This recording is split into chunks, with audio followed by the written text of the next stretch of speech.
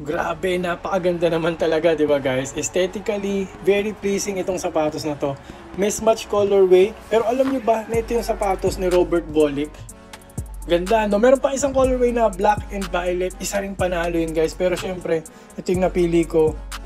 And guys, to be honest, nagulat ako, lalong-lalo na sa performance nito.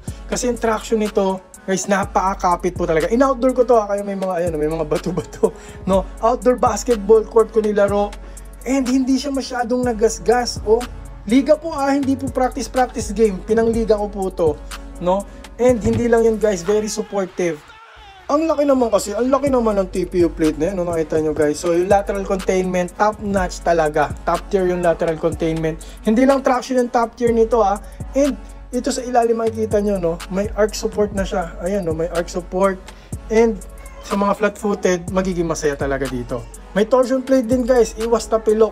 Ito, yung blue na yan. Screen mesh yung uppers, very comfortable, well padded. Ang kapal ng padding, tingnan nyo naman na mabuti guys. Napakakapal. Ito ang isa sa pinaka-comfortable na sapatos na na-try ko sa Peak. No? Siguro pangalawa yung Peak Dawn na dati kong nagamit. No? Peak Taichi rin. Kasi guys, pag apak mo dito, mararamdaman mo talaga yung difference, lalo na matanda na ako. Napaka-importante ng comfort. Well padded, and dahil nga Peak Taichi ito, napakalambot, very plush talaga. So, one of my favorite na to ngayon, no? Guys, kung naghahanap kayo ng very comfortable na basketball shoes, no? And kahit anong posisyon, nga sentro, okay lang to. So, i-click nyo yung Yellow Basket para matry nyo na to guys, hindi kayo magsisisi. 3,500 siya ngayon. For me, worth it pa rin, affordable pa rin siya. You get what you pay for sa presyong yan kasi high quality po talaga.